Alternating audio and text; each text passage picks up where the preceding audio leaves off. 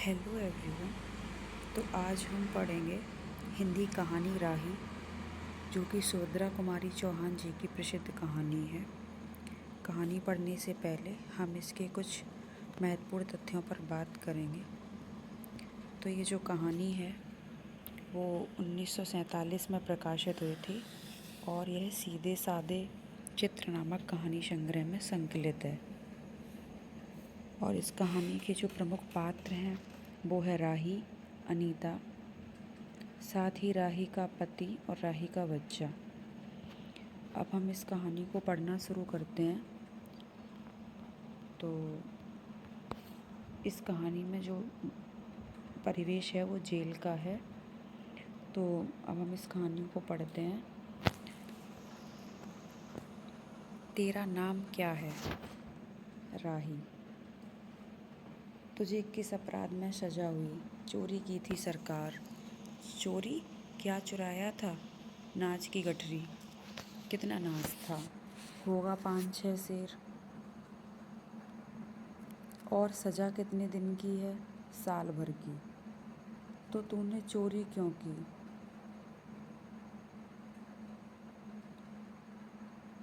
मजदूरी करती तब भी तो दिन भर में 3-4 आने पैसे मिल जाते। देखिए, यहाँ पे जो भी महत्वपूर्ण पंक्तियाँ हैं जो एग्ज़ाम में पूछी जा सकती हैं उनको मैंने हाईलाइट कर दिया है। इन पर हमें विशेष ध्यान देना होता है। साथ ही इनको हम अलग से नोट भी कर सकते हैं। और आगे पढ़ते हैं। हमें मजदूरी नहीं मिलती सरकार, हमारी जाति मांगरोरी है, हम केवल मांगते खाते हैं। तो होता क्या है, इसमें जो जेल का परिवेश है वहाँ पे जो अनीता है वो राही से क्वेश्चन कर रही हैं कि तुम्हें किस अपराध में, मतलब तुम्हारा नाम क्या है और तुम्हें किस अपराध में सज़ा हुई है और तुमने क्या चुराया था। तो जो राही होती है वो कहती है सर मतलब नाच की गठरी चुराई थी। अब वो पूछती तो कितना नाच चुराया था, तो वो कहती 5-6 सेर होगा। कि और सज़ा कितने दिन की मिली है? साल भर की। इस पे अनीता कहती है कि तो तूने नाच की चोरी क्यों की? कोई काम कर लेती मजदूरी तो तुझे 3-4 पैसे मिल जाते, 3-4 आने पैसे मिल जाते। तो वो जो राही है वो कहती है कि हमें मजदूरी नहीं मिलती है, हमारी जाति मांगरोरी है। ये वाला जो दृढ़ है काफ़ी महत्वपूर्ण है कि उनकी जो जाति है वो क्या है? मांगरोरी है और हम केवल मांग कर खाते हैं। और भीख ना मिले तो अनीता कहती है अगर भीख ना मिले तुम लोगों को तो फिर राही कहती है तो फिर चोरी करते हैं। यहाँ से ये वाला उद्धरण अच्छे से पढ़ेंगे इसको। तो फिर चोरी करते हैं। उस दिन घर में खाने को नहीं था, बच्चे भूख से तड़प रहे थे। बाजार में बहुत देर तक मांगा, बोझा ढोने के लिए टोकरा लेकर भी बैठी रही, पर कुछ न मिला। सामने किसी का बच्चा रो रहा था, उसे देखकर मुझे अपने भूखे बच्चे की याद आ गई। वहीं पर किसी की नाच की गठरी रखी हुई थी, उसे लेकर भागी ही थी कि पुलिस वाले ने पकड़ लिया। अनीता ने ठंडी सांस ली, बोली फिर तूने कहा नहीं कि बच्चे भूखे थे इसलिए चोरी की? संभव है इस बात से मजिस्ट्रेट कम सज़ा देता? तो राही कहती है कि हम गरीबों की कोई नहीं सुनता सरकार। बच्चे आए थे कचहरी में, मैंने सब कुछ कहा पर किसी ने न सुना। राही ने कहा, राही कहती है कि जब अनीता कहती है कि जब तो तू बता देती कि बच्चे भूखे थे इसलिए चोरी की थी तो हो सकता था तेरी सज़ा कुछ कम हो जाती। तो इस पर जो राही है वो कहती है कि गरीबों की कोई नहीं सुनता है, बच्चे तो हमने बुलाए थे कचहरी में लेकिन किसी ने कुछ सुना नहीं। अब तेरे बच्चे किसके पास हैं? उनका बाप है? अनीता पूछती है कि अब जो तुम्हारे बच्चे हैं तुम यहाँ हो तो वो कहाँ हैं, क्या उनका बाप है? राही की आंखों में आंसू आ गए। वह बोली उनका बाप मर गया सरकार, जेल में उसे मारा था और वहीं से अस्पताल में गया और अब बच्चों का कोई भी नहीं है। तो तेरे बच्चों का बाप भी जेल में मरा, वह क्यों जेल आया था? अनीता ने प्रश्न किया। जब राही बताती है कि बच्चों का बाप नहीं है, वह भी जेल में गया था और उसको इतना मारा कि वहीं मर गया वो। तो अनीता इस पर कहती है तो तेरे बच्चों का बाप भी मतलब जेल में मरा था तो वह जेल क्यों आया था? तो राही बताती है कि उसे तो बिना कसूर के पकड़ लिया गया था सरकार। राही ने कहा ताड़ी पीने को गए था, 2-4 दोस्त भाई उसके साथ थे। मेरे घरवाले का एक वक्त पुलिस वाले से झगड़ा हो गया था, उसी का बदला उसने लिया। 109 में, कितने में उसका चालान किया? 109 में, और साल भर की सज़ा दिला दी। वहीं वह मर गया।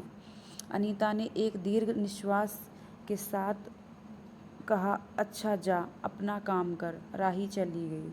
इतनी सब बात होती है, उसके बाद राही चली जाती है। अब अनीता जो है वो सत्याग्रह करके जेल आई थी।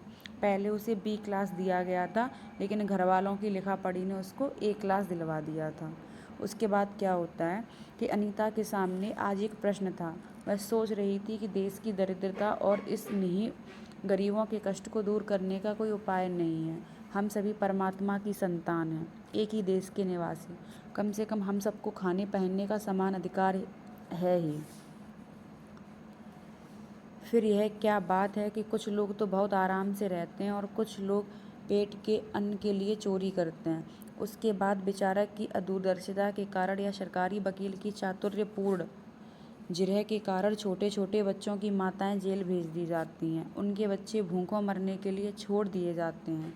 एक और तो यह कैदी है जो जेल आकर सचमुच जेल जैसा जीवन मतलब कष्ट उठाती है, और दूसरी ओर हम जैसे लोग जो देशभक्ति और त्याग का ढिंढोरा पीटते हुए जेल आते हैं। उसे आमतौर से दूसरे कैदियों के मुकाबलों में अच्छा बर्ताव मिलता है, फिर भी हमें संतोष नहीं होता। हम जेल आकर A और B क्लास के लिए लड़ते झगड़ते हैं।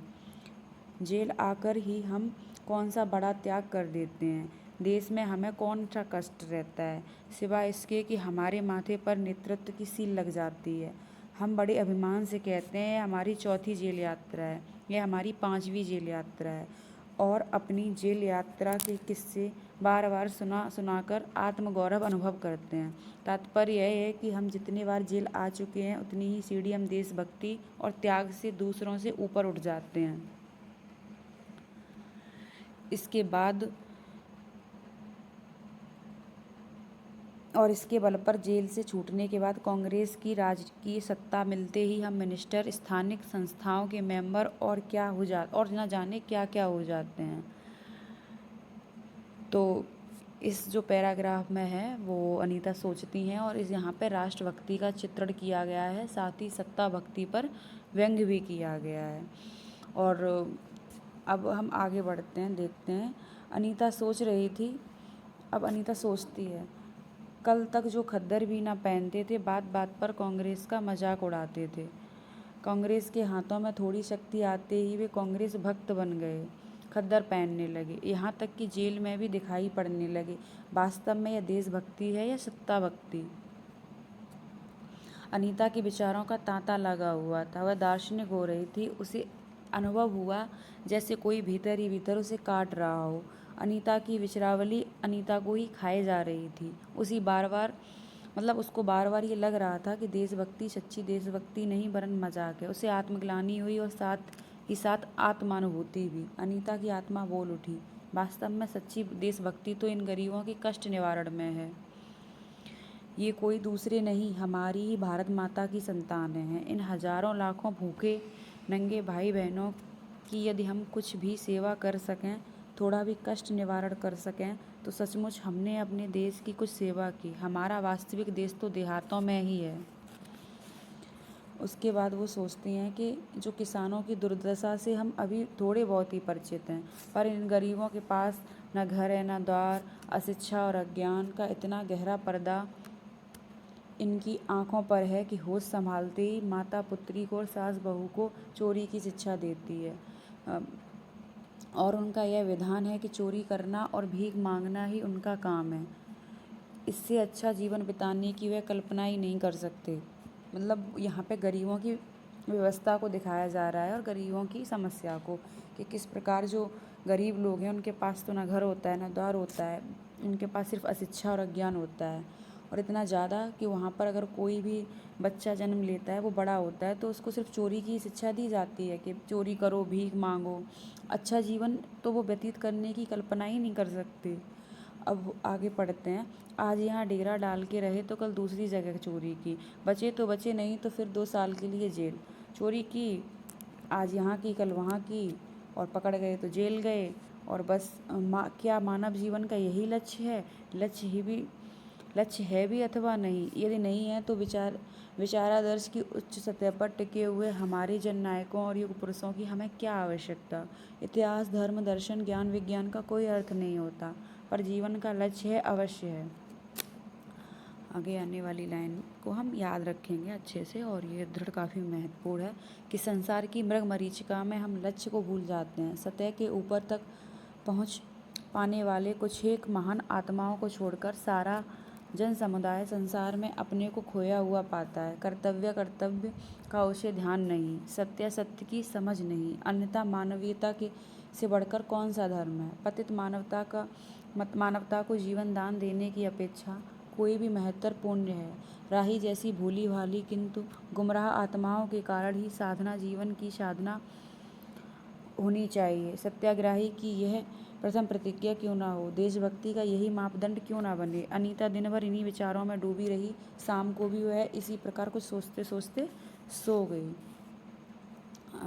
अनीता सोचते सोचते सो जाती है कि गरीबों की हालत इतनी ख़राब है और कैसे उनको मुक्ति दिलाई जाए, और वो ये सब सोचते सोचते सो जाती है। अब होता क्या है, वो रात को एक सपना देखती है। क्या सपना देखती है कि वो एक गांव में पहुंच गई है जहाँ पे मांगरोरी लोग रहते हैं, उनके गांव में पहुंच गई है, और उसने वहाँ पे एक छोटा आश्रम खोल लिया है। और जो आश्रम है उसमें छोटे छोटे बच्चे पढ़ते भी हैं, स्त्रियाँ सूत काटती हैं, और जो दूसरी तरफ मर्द हैं वो कपड़ा बुनते हैं और रुई धुनकते हैं। रोज़ शाम उन्हें धार्मिक पुस्तकें पढ़कर सुनाई जाती हैं, और देश में कहाँ क्या हो रहा है यह सरल भाषा में उन्हें समझाया जाता है। और वहाँ भीख मांगने और चोरी करने वाले आदर्श ग्रामवासी हो चले हैं। रहने के लिए उन्हें छोटे छोटे घर बना लिए हैं। राही के अनाथ बच्चों को अनीता अपने साथ रखने लगी है। अनीता यही सुख स्वप्न देख रही थी। रात में वह देर से सोई थी। सुबह 7 बजे तक उसकी नींद न खुल पाई थी। अचानक स्त्री जेलर ने आकर उसे जगा दिया और बोली, आप घर जाने के लिए तैयार हो जाइए, आपके पिता बीमार हैं, आप बिना शर्त छोड़ ही जा रही हैं। और रात को ही अनीता सपना देखती है। सुबह वह उठ नहीं पाती है, तो महिला जेलर आके उठाती है और कहती है कि आपकी अब यहाँ से छुट्टी की जा रही है क्योंकि आपके पिता बीमार हैं, तो आपको बिना किसी शर्त के लिए छोड़ा जा रहा है। तो आगे लास्ट पैराग्राफ में हम पढ़ेंगे कि अनीता अपने स्वप्न को सच्चाई में परिवर्तित करने की एक मधुर कल्पना ले घर चली गई। होता क्या है, वो सोचती है कि वो कैसे गरीबों की देश से मतलब दरिद्रता ख़त्म करेगी। अब देखेंगे इस कहानी में जो विशेष बिंदु हैं वो ये रहे हैं। यहाँ पे कहानी एंड हो जाती है, लेकिन इस कहानी के विशेष बिंदुओं पर हम बात करेंगे। यह कहानी संवादात्मक एवं आत्मकथा शैली में लिखी गई है। साथ ही इस कहानी में मांगरोरी जाति की कठिनाइयों का वर्णन किया गया है, और स्त्री वेदना की झलक भी यहाँ पर दिखाई देती है। और जो अनीता है वो मानव धर्म की प्रतिष्ठा करती है। And thank you for watching. मिलते हैं अगली वीडियो में एक नई कहानी के साथ। आज हमने इस कहानी को कंप्लीट किया है। आगे आने वाली वीडियो में हम बाकी कहानियों को भी इसी तरीके से कंप्लीट कर लेंगे। एंड जय हिंद।